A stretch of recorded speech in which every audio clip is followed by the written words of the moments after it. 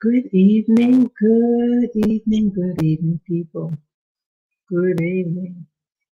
This is Spirit Journey. Yes, this is Spirit Journey. Today is Saturday, April 13th, 2024, and the time here in Rwanda is 7:59 p.m. How are you? How are you, my friends? I hope your day is going well. Just want to talk about a little bit about my day. Just a recap of the day. I had a very easygoing day and I feel at peace. Yes, good evening, people. Good evening. How are you doing there? Good evening. Thank you for coming on board to this live stream. This is going to be an easy video. This again, just want to give my thanks for the day. Many of us, we forget to give our thanks. Thanks when something good does happen. We're just feeling good, and I was just feeling good. And I want to explain why I was feeling so good again. Um, well, I went out twice today, and walking in nature. It's fabulous. Yes, I walked with my dog. Well, I carry Lavender, Labby for short. I carry Lavender in a sling. He's a Pekingese. Those of you who are new on board, yes, I have a little dog, and he's being treated for a bacterial infection. His blood is very weak, and trying to keep him alive. His two little sisters passed away in January, and I'm trying to make the best. Yes, good evening, people. Good evening out there. I see another visitor. Welcome, welcome, welcome. It's always nice to see a visitor. Yeah, so I want to make the best out of my stay here, no matter how long I stay here or how short I stay here. I want to make the best out of my life. And I like to give thanks when thanks is due. I'm feeling very relaxed and at peace when I walk in nature. Yeah, that's what I did today. I got up early today, and yeah, I go to bed early, and then I'm able to wake up early. Um, yeah, I love when I get up early, and I enjoy the solitude. I do like solitude, and I was watching a video not too long ago. It was one of those spiritual videos, and it asked, how could you tell if you are an angelic being or something like that? And one of the things they asked, they mentioned, uh, is a chance if you are, if you like solitude and walking in nature, and I like doing that. I mean, you guys remember I used to walk to Central Park with my three little babies, Lily, Lilac, and Lavender, my little fur babies. I would try to get up as early as I can and take a journey in Central Park, the Ramble section. Well, I know that when I was to come here to Rwanda, I know I wanted to explore. And yes, I am exploring. I remember um, when I first moved into my rental here, I was actually afraid. It's really something how the mind works, people, that sometimes the mind could present to you fears. I think what happened initially was the realization that I was in another region of the world, a large continent, and in a country surrounded by a lot of other countries. And the idea of me walking the earth of Africa. Africa was always a mystery to me. And the realization when I was walking on the ground, I said, "Oh my God!" I mean, even more so when I was in the hotel. It was a very busy area where the hotel I stayed in when I first arrived. I had fear. Some of it was good reason, and one of the good reasons was that there are no street lights. Those cars are just moving, honey. It's spooky, and I was scared. And then I had one of the people at the hotel, the workers there, very nice man, young man, and he walked me to the money store. We exchange money. It was just like 2 or 3 blocks away. And once he showed me where it was, I said, okay. And he helped me out there. And I started venturing out slowly. Yeah, once I see that it's okay, I really like to explore. I remember that boy. Yeah, that was in the town of Remera in Rwanda. Yeah, real busy area. And then I moved into a suburban area, and yeah, there were the two deaths.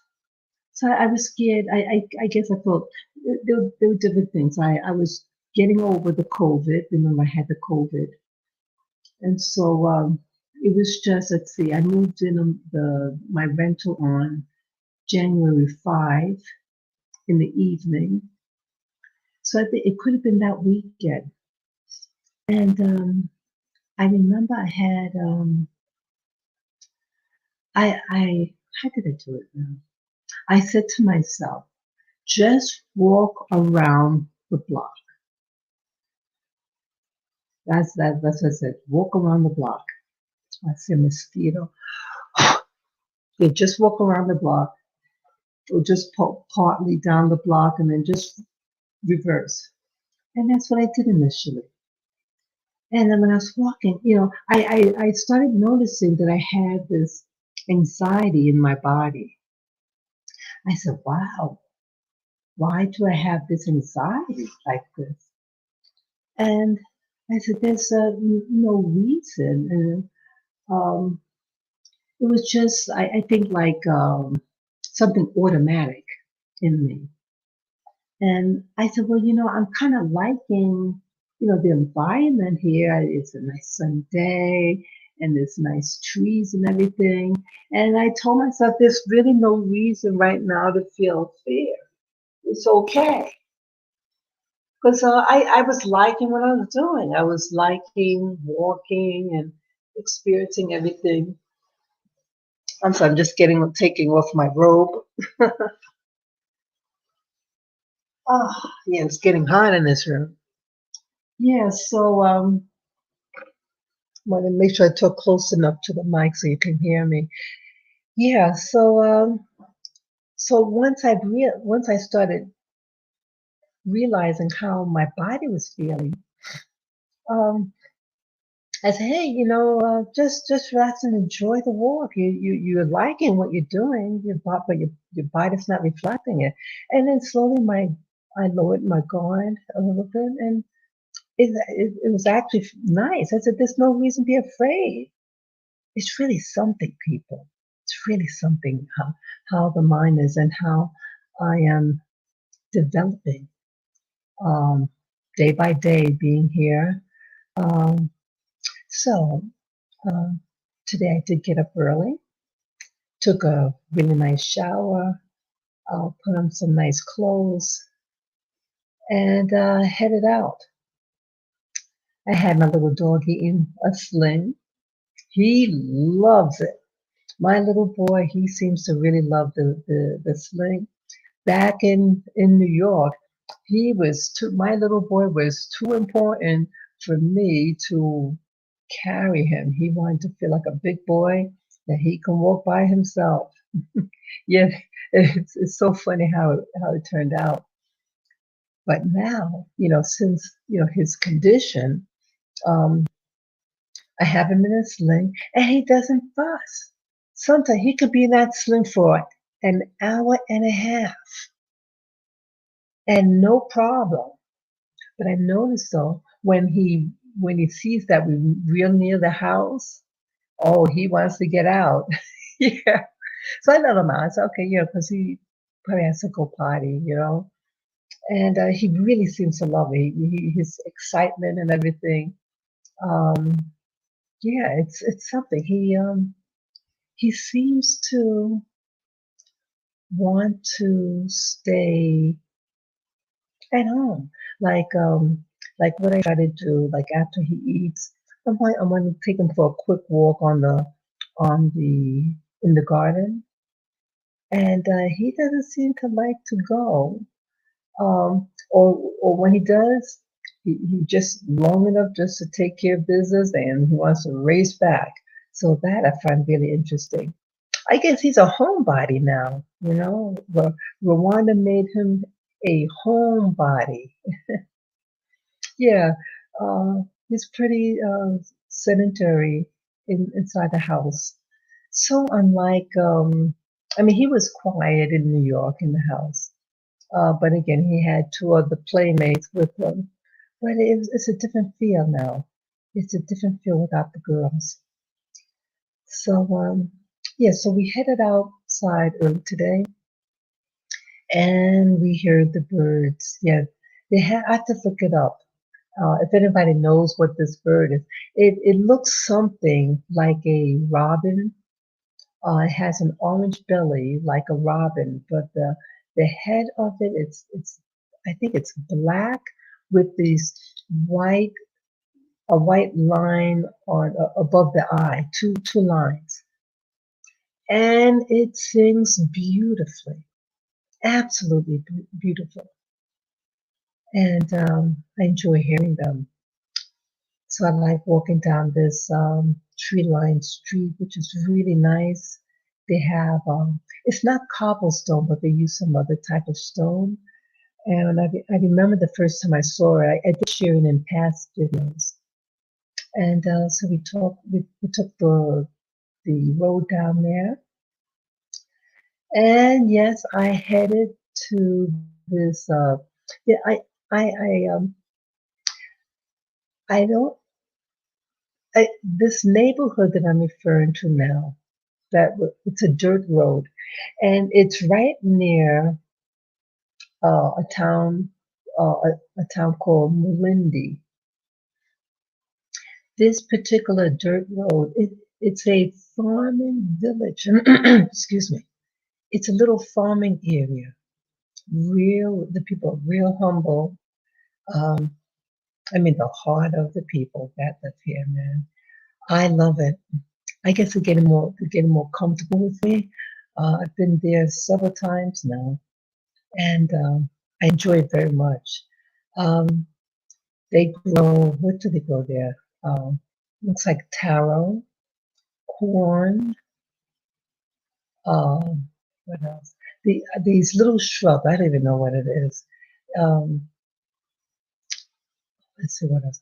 Oh, trying to remember. Oh, I know they have beans.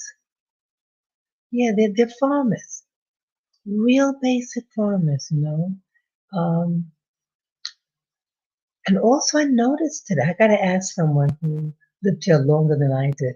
Yeah, today I noticed a lot of people walking with a milk carton, and I've never seen that before. So I don't know whether Saturday's the day you get milk.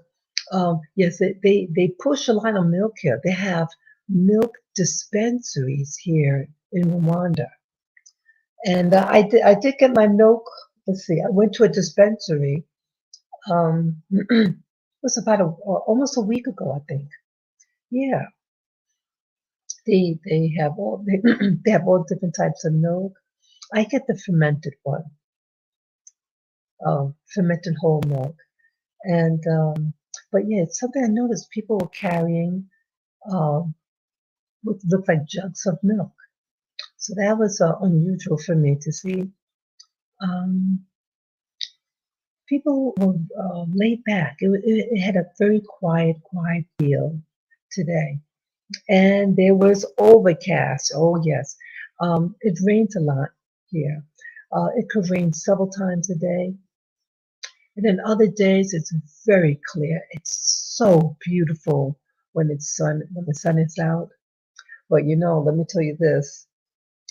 Sometimes you could embrace the clouds because when that sun is out and it's let's say like 11 a.m. and on, it's kind of hot. And of course, the buildings are in tall, so you get the full blow of that sun upon you. You don't get a lot of shade. And if you're me and you like going on these little journeys, adventures, um, it's kind of much. So I mean, the weather in general, like early morning, it's beautiful. It's in the 60s in the morning, and but by like it starts to creep up the sun by 9 a.m. You want to, yeah, you want to get home. You start to generate a lot of heat, boy. So, so today there was overcast, and I was, let's see, yeah, I saw some people there. No, I don't think that's any regulars. No, but they're pretty friendly. So they were curious because I had my little boy with me, my little dog in the sling, and yeah, so I showed him. They're quite intrigued. There are not a lot of dogs here, and if you have a dog, it's usually a watchdog, a guard dog, and they're big, and so they associate dogs with protection and to be careful. And once in a while, there are stray dogs. Yes, and I'm afraid of the stray dogs. I guess I'm more afraid for my boy, because he's very reactive to other dogs. He's not into other dogs. He loves people. He's a the breed I have, the Pekingese. They are bred for humans. They are not into other dogs. So I'm very protective over him. So yeah, I went down that dirt road. I only go only a short distance, like 6 minutes into it, and then I turned back. Um, I enjoy they have this section that I've shared with you in the videos. Um, it's overlooking the valley. People, I am just so excited about what I'm looking at. I'm fascinated with hills. I've always been fascinated with it. The rolling hills, as they call it. It is so beautiful, and you can see like the valley, and then you can see the face of the hillside, and it's so beautiful. So there's a particular portion of this dirt road. It's a relatively big house, and it's facing the valley, and they have a banana field, and it's just fascinating. Oh, and I saw the people coming up the hill with that container of milk. What looked like the milk cartons. It's like a white plastic. It's an opaque white plastic. And sometimes the yellow one, the yellow ones are usually like for water. Um, it was just really, very rural, a very rural feel to it, and overlooking the banana field. I'm tempted to go down there in that banana field. I'm just fascinated with it. And what was that, like a week ago Friday? I took that adventure with those two other people, and we crossed the valley. We went, from one side of the hill down in the valley, then up. It was fantastic. Yeah, it's a little town on the other side. Yeah, it was just really exciting, and every location has its own feel, and that's also what I got out of today. I was more noticing it today. But yeah, because it's like, how to explain this? Well, the country, it's a small country, and but you have little neighborhoody areas, and the little neighborhoods, it could just be take a few minutes to walk from one neighborhood to another, but each one has its own feel, just like in the U.S. But the U.S. it's spread out more, the neighborhoods. Um, so yeah, I went to that dirt road near Mulindi, and just enjoyed looking at the valley. And I probably, when I get the nerve, I probably will go down in the valley by myself. You know, I don't want to always rely on others. Um, they were really laid back. They, just going in and out. They didn't bother us. One of them was a local, and he lives in the valley, and he's the one that escorted us. It was a lot of fun. It was nice. Um, so yeah, it started to rain, people. Yeah, so yeah, I was still on that dirt road, and I thought, oh shoot, I felt a droplet on me, so I was hurrying, and yeah, it kind of slowed down, and then it started up again. Um, so yeah, I got to this. So I started heading home. I say, it's time to head home then. So yeah, so I got that. I got back to that road, with the tree-lined street, the cobblestones or whatever it's called. So I started up on there, and there's a store. Yeah, and then it started raining again. Hold on. So then I saw that shelter by this store. Um, it's like, I guess, equivalent to like what we call the corner store. Um, it's things here are very basic, um, basic provisions. It does kind of confuse me because you have so many homeowners, and then they have their families and stuff like that, and you would think that they would have more provisions, being it's a suburban neighborhood, but no. Um, but I went. Well, I saw that shelter, and yeah, the people were looking at the dog, and I just said, "Oh, the doggy, doggy," and they're really curious, and so I was just curious about the store that I was standing right next to. So I go inside. It's very small. It's like a shack. It looks like a shack, and I saw that they had bananas. Yeah, they grow a lot of bananas here, and I was curious. I said, "Hey, how much are your bananas?" And so someone translated. I was pointing, and someone helped communicate the communication with me. I mean, for me. I think I got a good deal on bananas today. I said, oh, yeah. I said, I'll get it. And yeah, it's one of the best buys I got for bananas. I mean, the weight of the bananas. I bought the bigger ones today, and wow, it tasted good too. Yeah, they were sweeter.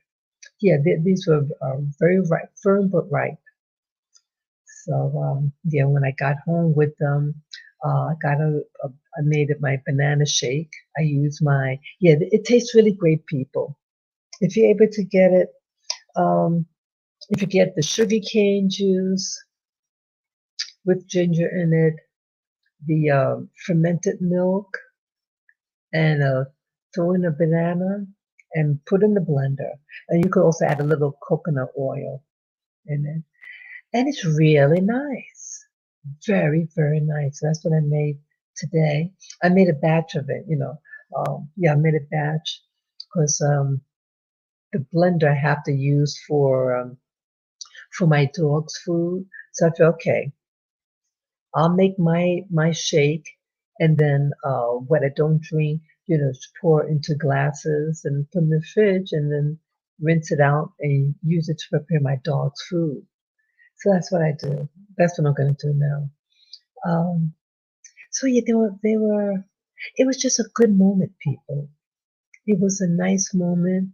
Because I am new, and I want to show myself friendly, and buy something. I think the best, a really good way to bridge the gap is to buy something like that. Whatever, wherever where you are, because people want to, they're curious, and hey, when are you gonna buy? So yeah, so it'll give me more reason, to say, hey, how you doing? The next time I walk past, yeah, and it made me feel good. I felt good because I got a good sale on those bananas, boy. So I make sure I go back there. Yeah, make sure I go back there. When you find a good deal, people stick with it. Stick with them. So so then I headed back home and I prepared my dog's meal and my meal for the morning. And then yes, it kept raining on and off all that morning and part of the afternoon. Yep. And then I got an urge again. Um, it was in the afternoon, and I said, I want to go outside. Yeah, because I fed my dog had lunch, and I really wanted my dog to get more fresh air. And I think I just wanted to get fresh air too. I was just curious about because I knew what I wanted to. I wanted to go on another journey somewhere. Yeah, and so yeah, I was curious about some of these houses here. Yeah, I went a little different route today. I was curious about this place in front of my house, and it was the first time I walked down this particular road, and I said, "That's what the place is." It's a large facility. I don't know what. I don't see any sign or anything like that.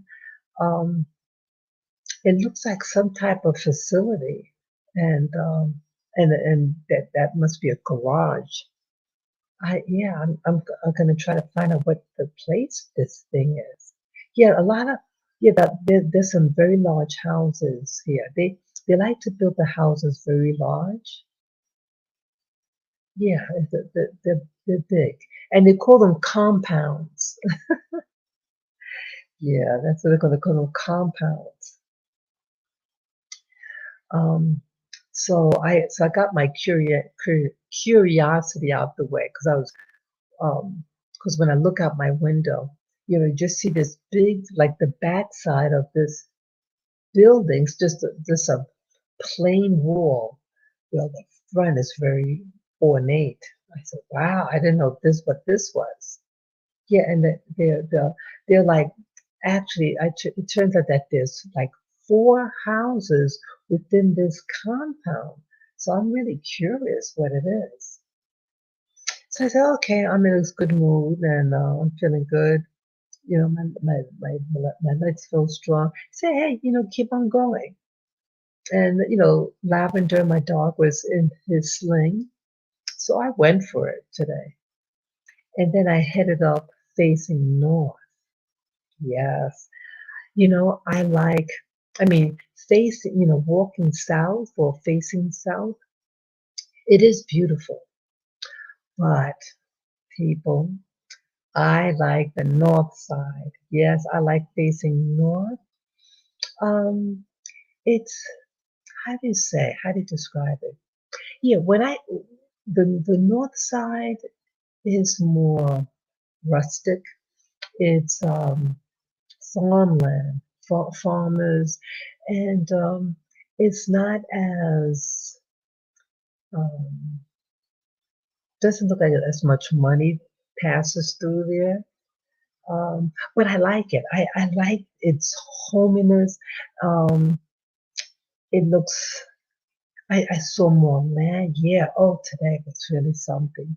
Yeah. I ventured on this other dirt road right across from the north side where I live. I mean, near where I live, but facing north. And I said, I'm going for it. So I just started to go, and I said, hey, I want to see how far.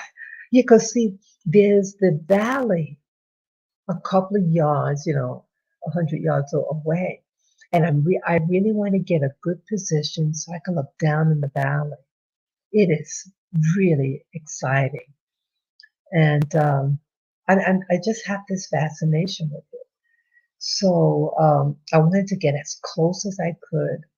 So, oh, and they're also building, they're house building here, people. Yes, yes, people, there's a lot of houses that they're going to try to sell, boy. Yeah.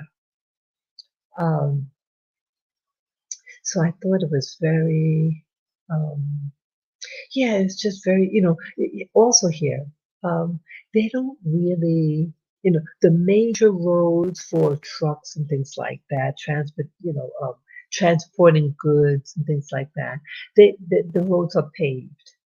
But outside of that, where you have houses, no, no, no, no pavement. It's real, you know, big holes and everything. They're dirt roads. So you can have a fancy house and it's surrounded by these dirt roads. And at first, I was like thinking that it's all abandoned. See, I was thinking like in America, from like the mainland, U.S. mainland, that dirt roads, you don't think anything's in it. But yeah, that they just don't put it in. And so it at first it didn't look inviting to go in, but then when I learned that hey, some of these dirt they got housing here or they have nature. So my curiosity got the best of me. Yeah, some of the things that I saw, um, I said to myself, "Wow, boy, would I love to buy this piece of land." Oh yeah, I looked at it and I said, "This is just so um, fascinating, fascinating people."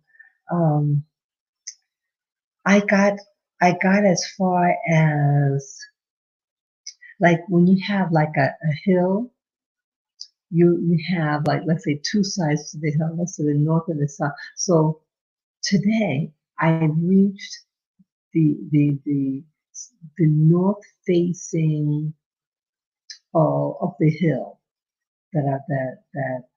um, that I live on.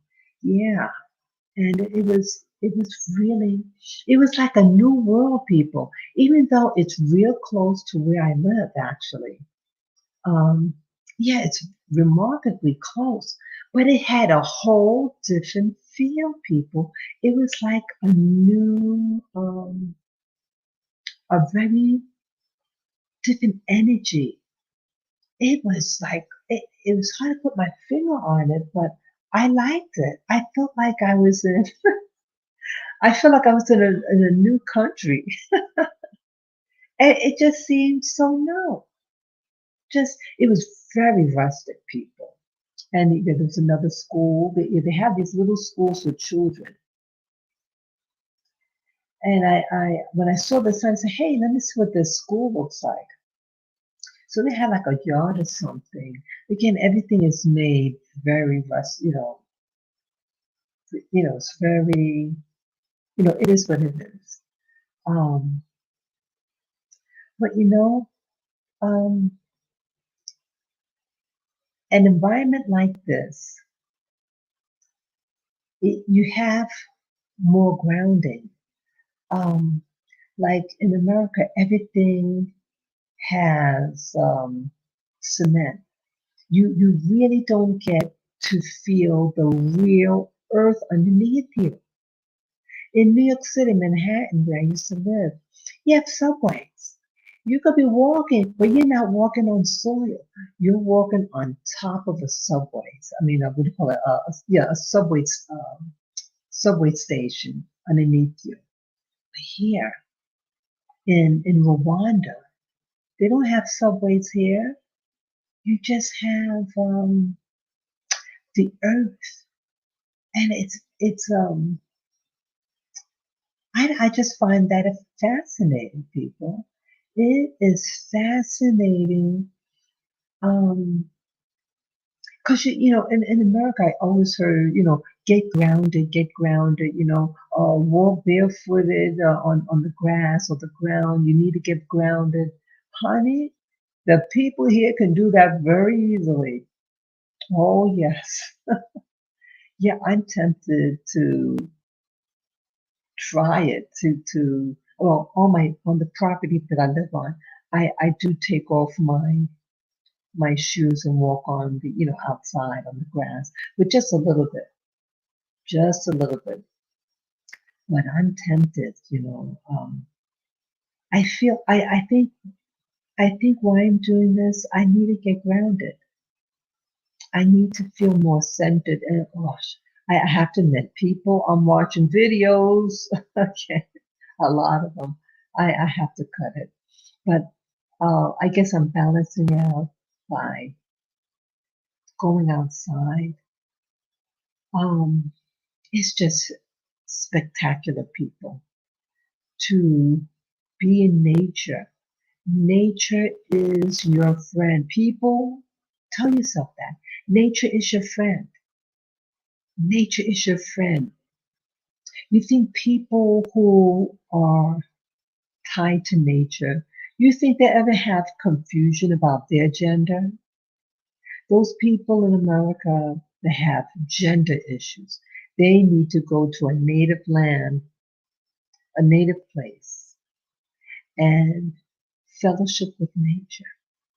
It is fantastic. It's a fantastic teacher. And it's just so beautiful. It was just amazing, people. Amazing. Um, yeah, I'm really, I feel like I'm falling in love with the land. I'm just, wow, it's just so relaxing, beautiful. And I really see myself, fantasy I have is to get land. I love to get a nice big piece of land and 700 square meters would be nice. I want my fantasy house. I like round things that are round. I want a round house. I'm fascinated with the we call a thatch roof. That's like a roof made out of grass. Yeah, I want to know what it's like to live in a very earthen home. Yeah, and what else? I want I want an outhouse. I know it sounds silly, people. I know. I I guess what I'm telling you, people, what I'm really telling you is that I want to get back to basics. I want to live a basic, earthy lifestyle. I want to be connected to nature. I feel for me, getting close to nature is getting close to God. It's just what I feel. And I felt in America that people were moving away from God because they were moving away from nature. They didn't want to be connected to natural things. Everybody is fake. They have fake nails, fake hair, everything. I want real. I don't want to be plastic. I want to be a human being. I want to be connected to this planet. I want to. I want to feel. I want to really get connected to it. Maybe I am a what do you call it, angel being. Um, I think I am a empath to some degree. Um, let's see. They want to take your humanity away from you people. That's also why I'm sharing this with you. Many of you in America, where I'm from, they're taking away your humanity. You're not eating real food. You eat plastic food, fake food, Frankenstein food. And I said, no, I don't want to eat that. I don't. I don't. People going crazy there in America.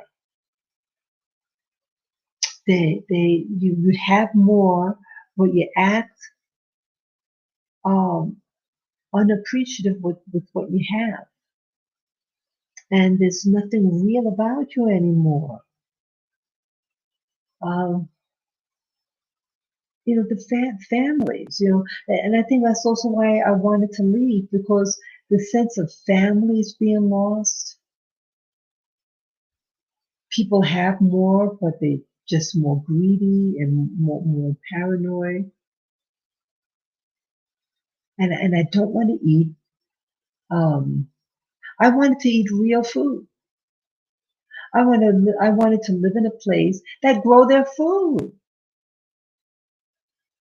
But people are hung up about status. There's nothing about America. Status.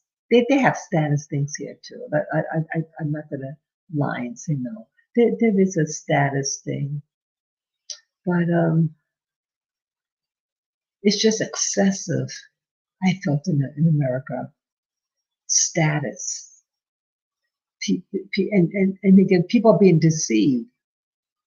People were deceived by that rap singer, that rap singer, not giving names, but that rap singer that's been around for, wait, what was that, 30 years or something like that? Yeah, he's been around. And look what he's doing. They've been saying that he's a billionaire with a B. But what was he doing for the past 20 plus years? Allegedly um, violating females, males, and allegedly children. Now, why would he do something like that? And the guy has a child. I said to myself, the law of karma. Someone can do the same thing to his kid, his little girl. When you violate somebody, you are fair game for someone to do the same to your family, your child. It staggered me. I didn't know he had a little girl. Yeah. And the, well, growing up in New York City and around, of course I heard of the hip hop culture. I was never a part of it. I never felt comfortable with the hip hop culture. It catered to poor, violent people of the African diaspora. It catered to that mentality. It catered to a mentality of lack of violence.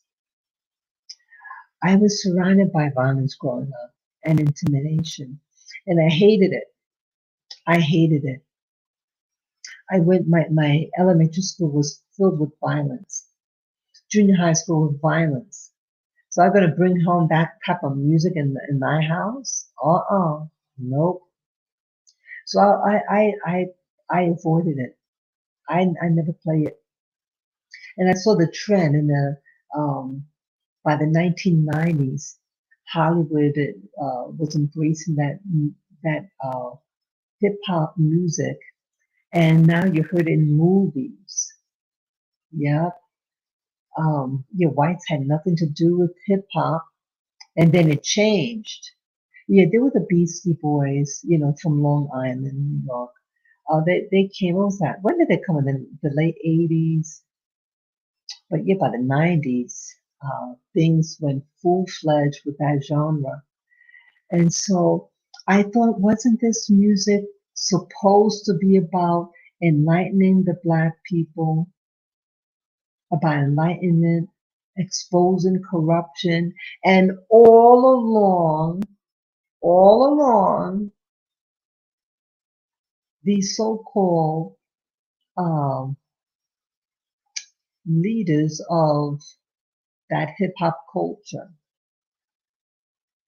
and all their multi-millions, and now billions of dollars are allegedly corrupt, are allegedly trafficking, allegedly doing puke, every puke. So I thought, so they're fooling you people. They're telling you they want you to listen to this music. It's a program. It is a program, that kind of music. It's a program to keep you in poverty, to keep you feeling weak, to make you violent. Where that music is played, you're going to have violence. There are spirits attached to these certain music. And there's nothing good in that music right now. It might have started out with good intentions, but again, it got corrupt big time. And you know what I think also with this hip hop and rap genre, that it was developed, and those so-called heroes of yours, they're, they're, they're, they belong to organizations, people. They belong to organizations. They are fratters, frat boys. And I believe they're being instructed to do certain things. And that one particular rap artist that's in the public eye these days, he's not see, they want you to think that they're all like from the ghetto. They're not. They're liars. Some of them are liars. And I say it like that because, see, they want you to believe that they are from a particular social economic, and they were raised in privileges that the bulk of their community did not share. That particular person that's under scrutiny right now, I was told he went to Morehouse College. That is a Black Ivy League college. So he's not deprived. He knows how to read and write. But they want you to think every Black man, they're dyslexic or got what do you call it, a disability with learning and all this and that. They want you to believe all that. That's all they want you to see. But yet the people who are behind the genre, they went to Ivy League schools. What was that, Tupac?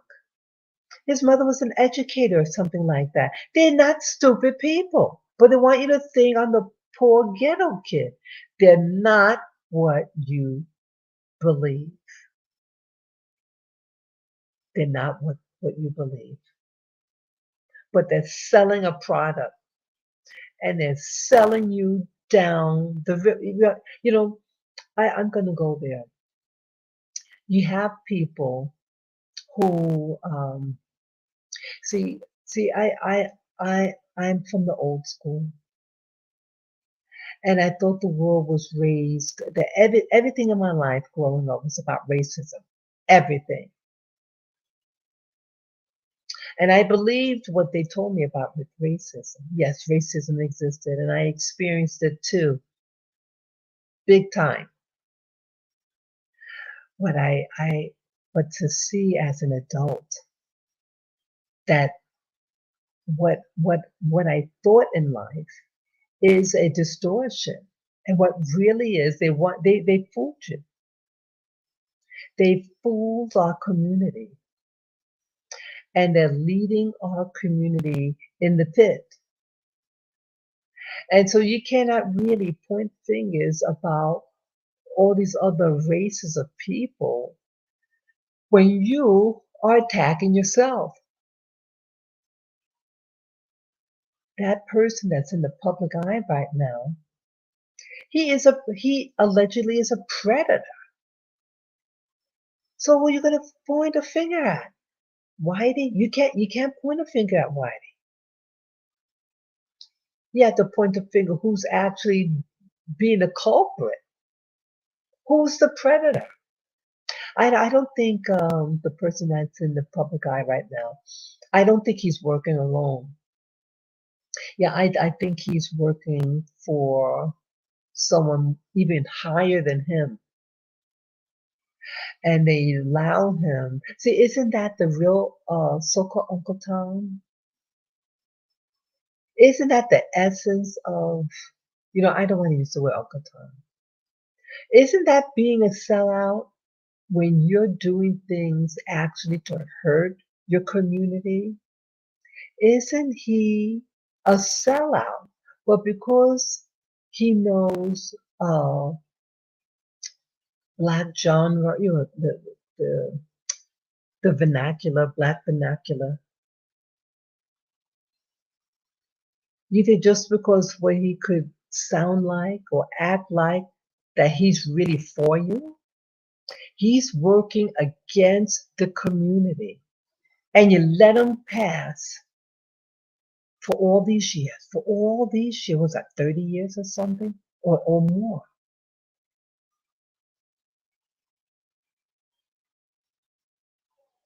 They're using people from our community to destroy our community through the music. There's a spirit attached to that music. And anywhere that music is played, I move away. Stay away from it. There's spirits attached to that genre. You have all this money, billions of dollars, but you're corrupt. And you're doing things and promising people money, status, fame. And what are you doing? Some of the people, they said that they did a project with some of these people in question, and they never got paid. And they're angry. They say, "Oh, well, we want you to produce a couple of more tracks, I think they call it, songs," and they never get paid. So what? So why are we? Why is the black community doing this to their fellow black? Well, these people are tied to organizations. They pretended to be of the community, but no, they're members. They are, they belong to certain clubs. They belong to certain clubs. And they're being controlled and given assignments, probably. And it's a disaster. It's a real disaster. I'm embarrassed about all these things but right now regarding the hip hop. And I asked myself, well, why now? Why now is it being publicized? They've been doing the same thing for 30 years. And no one really spoke out. Or no one wanted to hear. Why do they want to hear it now? Why does the system want to hear the complaints now? There's a reason. There's a reason for everything that's being done. It's again, maybe it's a change of the what do you call it? The change of the guards. They're shifting it. They're moving everybody out. They're shifting. They want to shift that particular person out in the public eye. He might have had a contract. I mean, I'm just speculating that perhaps he had a contract on himself that when it's up, it's up. I mean, I've been listening to a lot of the interviews of these rappers and the victims, and the people who saw behind the scenes what was going on. They they got away with a lot of stuff, and I think it's sad. All that money that they're bringing in. Have any of them ever wanted to start a community, a to buy, to build buildings, or and create a world for yourself? They're not doing that. They are not doing that, and they have every opportunity to do it. But instead, they're getting so self-absorbed, and they're not thinking community. They're thinking self and how to get more. But see, it's consuming them, and they becoming careless with their behavior. They are so consumed and in a frenzy for money and power. It's a changing of the gods, people. Those people you looked up to in the music, they're changing them out. New York seems to be, the United States as a whole, seems to be doing refurbishing, but actually they're descaffolding right now. They're taking down the scaffold. They are stripping you bare, America. They're going to strip you naked. They are going to strip you naked. And that is also why they recruited all these people from across our borders, because they're going to be used to descaffold your world. And they're deceiving the people, the migrants, as they're called. They're deceiving them to think that they're going to get something new and beautiful and opportunities. They're going to get despair and lack. They're being lied to. They are being lied to. The descaffolding of America is in progress. It's on a free fall. You have people high up who are very, very high up. And this has been going on for years, this scaffolding. But now it's more prevalent. But this was their whole goal. They're getting rid of the old guard. And a part of the how they did this also was through that particular crisis that started in 2020 in January. They set up something, and it's questionable. Yeah, they're just scaffolding, so they're getting rid of people. New York City is pretty much a new demographics. They're pushing out Black America, and they're pushing out white America. They're pushing us all out. They don't want us to have any influence over America, but they're bringing in new people, and they want to create a new America. And it's not a new America that is based on peace and love. It's about control. That's all they want to do. They want to control you. They want to limit how far you can travel. They may be implementing the what do you call it, the 15-minute city. Be careful, people. Yeah, yesterday was yesterday, but today is today.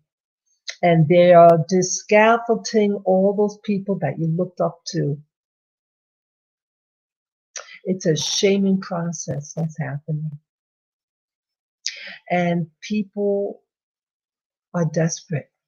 At least in New York, they were desperate. They tried to steal my boy, my little dog. And I knew when that happened, and it's not the first time someone tried to do something, I said, I'm out of here. I said, no, it's time for me to go. Yeah, it's global. What's happening is global. Please, people, don't believe the hype and all this foolishness. Please come back to nature. If it's safe for you to do so, walk in nature. And everybody's just they they're preoccupied with the wrong thing. They're not engaging with human beings anymore. They want to get tied to technology. It's becoming like a new god. It's sad. So when I have the opportunity, like today, in the afternoon, to just take another walk in my neighborhood and just feel refreshed and seeing the beautiful earth, it is absolutely gorgeous. I said, this is what life is about. But back home, it's just about decay. Yeah, be careful, people. They are setting you up. They're setting you up. They're setting you up. They're setting up um, events to occur for the upcoming election. I don't know how it's going to swing, um, but I'm very concerned. And I knew that I didn't want to be in the U.S. around election time. I think it's going to be really, very intense, I feel. And I said, it's too much for me. I said, I want out. And yes, it cost me the lives of my two babies. It bugs me. And my little boy is struggling. I mean, you've all seen how they looked and how healthy they were. We would go for a walk every day. We'd be out at minimum 3 hours a day, at minimum. So, and they had supplements, they had healthy food, filtered water. They get um, examined, everything, and they couldn't survive here. They didn't. They couldn't survive a boarding place. It really bothers me. Yeah, they didn't survive, but I'm hoping my current little boy that he thrives.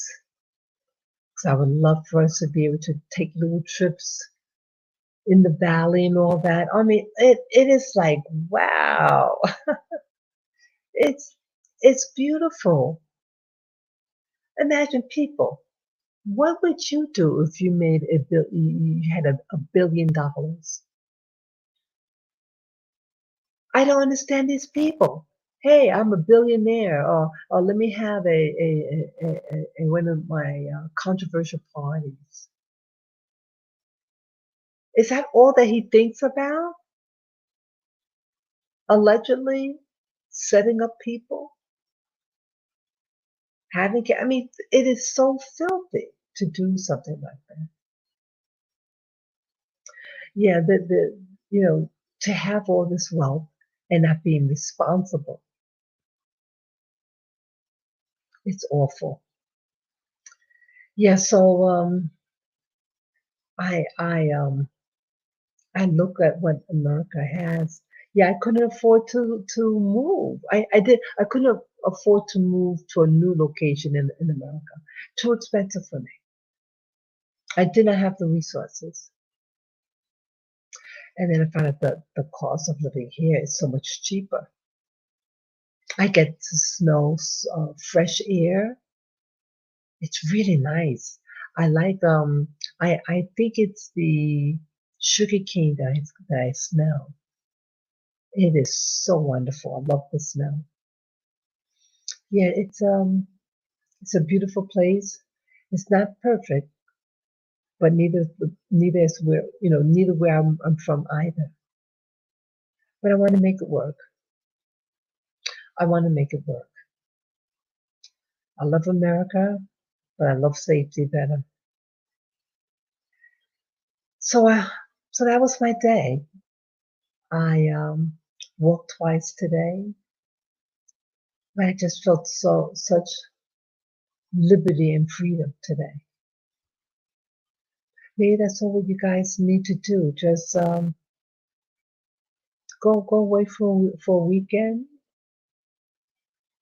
and go to some nice getaway place. Get connected to nature. It's very comforting. I can't think of anything else, but I wanted to just give my thanks for being here. And yes, there was a price to pay to have what I have. But I have myself, I have my little boy that's remaining. Peace and love to you, people. Peace and love to you. If you like this video, this content, you can give me a thumbs up. You can share this video with your friends, family members. And if you haven't subscribed and you like the content, hey, you can give me a subscribe. So I thank you again, people. Until next time. Bye bye.